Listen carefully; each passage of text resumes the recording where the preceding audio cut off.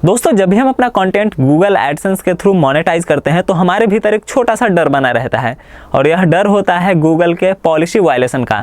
दोस्तों, Google AdSense की तरफ से बहुत ज़्यादा पॉलिसीज बनाई गई हैं और कहीं ना कहीं ये जो पॉलिसीज है वो इकोसिस्टम को मेंटेन करने के लिए ही है। लेकिन कई बार क्या होता है कि हमारा जो ब्लॉग या फिर चैनल है वो गलती से गूगल एडसेंस की पॉलिसी के दायरे में आ जाता है और कहीं ना कहीं हमें उसका खामियाजा भुगतना पड़ता है। और इन्हीं पॉलिसीज में से एक है गूगल का अकाउंट लेवल इन्फोर्समेंट, जिसके अंतर्गत आता है एड लिमिट। दोस्तों, गूगल एडसेंस की तरफ से एड लिमिट की समस्या एक आम समस्या है और बहुत सारे लोगों के एडसेंस अकाउंट में रिफ्लेक्ट होता है। ऐसे में आज की इस वीडियो में मैं इसी टॉपिक पे बात करने वाला हूं कि कैसे आपको गूगल के एड लिमिट से बचना है, या फिर अगर आपके साइट पे एड लिमिट की समस्या आ रही है तो उसको कैसे दूर करना है। मेरे भी एक साइट पे इनवैलिड ट्रैफिक की वजह से एड लिमिट की समस्या आई थी, तो मैंने उसको कैसे सॉर्ट आउट किया, पर्सनल स्टोरी भी बताऊंगा, गूगल क्या कहता है इस पे और भी लोग क्या कहते हैं, सारी चीज़ों पे बात होगी। तो चलिए वीडियो को स्टार्ट करते हैं।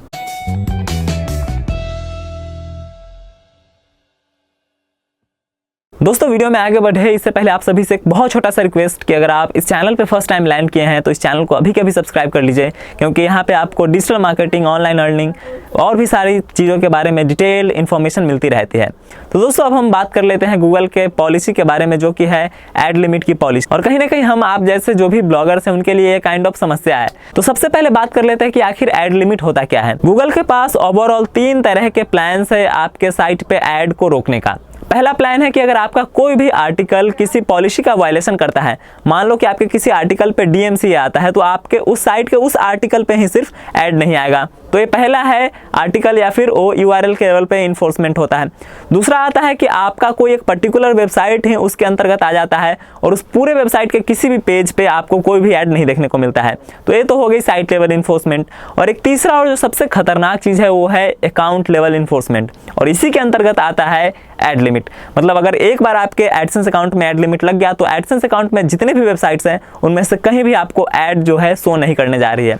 तो चलिए अब हम एक एक करके बात करते हैं कि गूगल के ऑफिशियल्स मतलब गूगल की पॉलिसी क्या कहती है एड लिमिट को लेके, मेरे क्या ओपिनियन है, मेरे साथ इस तरह की जो समस्या है उसको मैंने कैसे सॉर्ट आउट किया, और बाकी के लोग जो इंडस्ट्री में हैं उनका क्या इस पे ओपिनियन है। तो सबसे पहले बात करते हैं गूगल की। तो एड लिमिट के बारे में गूगल का कहना है कि एड लिमिट जो है इनवैलिड ट्रैफिक एक्टिविटी के कारण आता है आपके अकाउंट पे, और दूसरा कि यह जो एड लिमिट की समस्या है मोस्टली 30 डेज के अंदर ही सॉर्ट आउट हो जाती है। मतलब 30 दिन से ज़्यादा इस समस्या को आपके अकाउंट में नहीं रखा जाता है। मतलब यह जो पॉलिसी का वायलेशन है वह 30 दिन में ऑटोमेटिकली खत्म हो जाएगा। अब गूगल ने ही अपने पेज पे बता रखा है कि आखिर इनवैलिड ट्रैफिक क्या है। कई बार क्या है, हम और आप समझ लेते हैं कि जो सोशल मीडिया से ट्रैफिक आ रहा है, फेसबुक से ट्रैफिक आ रहा है, वो सारा का सारा इनवैलिड है, लेकिन ऐसा नहीं है। गूगल ने इसको कहीं भी मेंशन नहीं किया है कि जो सोशल मीडिया ट्रैफिक है या फिर दूसरे चैनल्स के थ्रू जो हमें ट्रैफिक मिलता है वो इनवैलिड ट्रैफिक होता है। इनवैलिड ट्रैफिक को गूगल ने बताते हुए कहा है कि अगर मान लो कि आपने खुद से ही अपने एड्स पे क्लिक करना स्टार्ट कर दिया, या फिर अपने फ्रेंड सर्कल से करवाना स्टार्ट कर दिया, C4C करना स्टार्ट कर दिया, या फिर आप एडवर्टीजमेंट्स जो आपने ब्लॉग पे लगाया है वहाँ पे कुछ ऐसा कर रहे हैं कि लोग उस पर ही डायरेक्टली जाके मतलब एक्सीडेंटली क्लिक कर रहे हैं, तो ये सब इनवैलिड ट्रैफिक की श्रेणी में आता है। तो ये सब तो हो गया कि हाँ गूगल क्या कहता है, लेकिन मेरा क्या पर्सनल एक्सपीरियंस रहा है। तो दोस्तों, आप सभी को पता होगा कि मैं काफ़ी टाइम से सोशल मीडिया से ट्रैफिक ले रहा हूँ अपने ब्लॉग पे, और बिलीव मानिए मुझे आज तक ऐड लिमिट की समस्या नहीं आई थी। मतलब रिसेंटली ही मेरे ब्लॉग पे, रिसेंटली ही मेरे एक साइट पे ऐड लिमिट की समस्या आई है मेरे एक एडसेंस अकाउंट में, और वहाँ से मुझे आइडिया लगा कि आखिर ये ऐड लिमिट होता है क्या है। और मैं तो थैंक कर रहा हूँ गॉड का कि चलो भैया ऐड लिमिट आ गया, तो फिर मुझे समझ में आ गया कि आखिर ऐड लिमिट होता है क्या है। नहीं तो बार बार आप लोगों की तरफ से क्वेश्चन आता था कि भैया ऐड लिमिट के बारे में बता दो, और मुझे ज़्यादा इन्फॉर्मेशन थी नहीं क्योंकि मैंने इसको फेस नहीं किया था। अब आप सभी को बता दूँ कि IPL के टाइम पर जब मैं सोशल मीडिया के थ्रू अपने IPL के साइट पर ट्रैफिक ले रहा था, उसी टाइम पर मेरे जो एडसेंस अकाउंट है उसमें नोटिफिकेशन आता है कि आपके अकाउंट पे ऐड लिमिट की जो है पॉलिसी वायलेशन के लिए इन्फोर्समेंट लगाया गया है। अब इस कारण क्या हुआ कि हमारे सारे साइट्स जो भी उस अकाउंट से कनेक्टेड थे वहाँ पे एड्स दिखने बंद हो गए। अब फिर मुझे समझ नहीं आया, मैंने काफ़ी इधर उधर खोजा तो ज़्यादा एक्यूरेट हमें इन्फॉर्मेशन नहीं मिली। तो मैंने जो कि आपको मैं बता रहा हूँ, आगे आप भी अलग अलग चीज़ें ट्राई कर सकते हैं।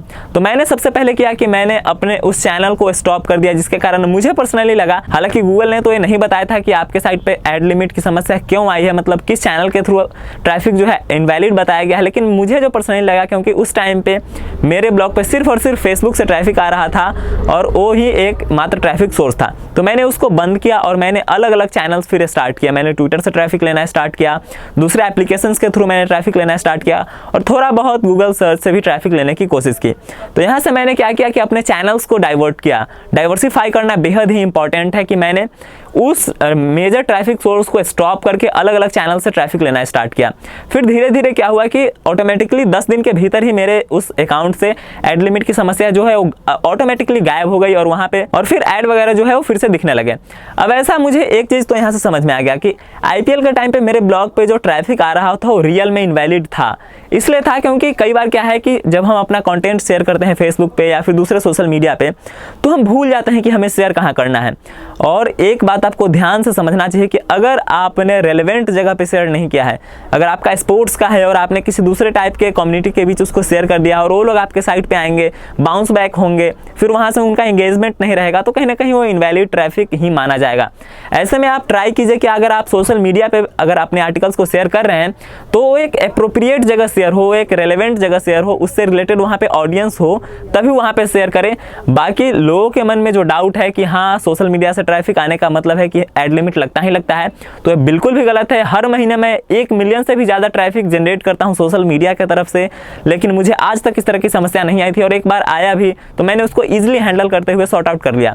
तो उम्मीद करते हैं कि जब भी आपको एड लिमिट की समस्या आए तो आप अपने सोशल मीडिया ट्रैफिक या फिर जहाँ से भी आपको लग रहा है कि इनवैलिड हुआ है उसको स्टॉप करके अलग अलग डाइवर्सिफाई कीजिए, अलग अलग चैनल्स के थ्रू ट्रैफिक लीजिए और कहीं ना कहीं आपके ऊपर लगाया गया है जो पॉलिसी का वायलेशन है वो हटा लिया जाएगा। तो दोस्तों उम्मीद करते हैं कि आपको ये जो वीडियो है समझ में आ गया होगा कि एड लिमिट आने के बाद क्या होता है और इसको कैसे हैंडल करते हैं। और अगर आपके पास भी एड लिमिट से जुड़ा कोई भी स्टोरी है, अगर आपके साइट पे आया है, आपने उसको हटाया है, तो नीचे कमेंट बॉक्स में बताना बिल्कुल भी ना भूले ताकि और भी लोगों की हेल्प हो, आपने कैसे अपने एड लिमिट की समस्या को दूर किया। तो दोस्तों इसी तरीके से आपको अलग अलग वीडियोज के थ्रू अलग अलग टाइप की इन्फॉर्मेशन देते रहूंगा और इसके लिए जरूरी है कि आप हमारे चैनल को सब्सक्राइब करके जाएं। तो दोस्तों मिलते हैं आगे के इसी तरीके के इन्फॉर्मेटिव वीडियो में, तब तक के लिए आप सभी का बहुत बहुत धन्यवाद।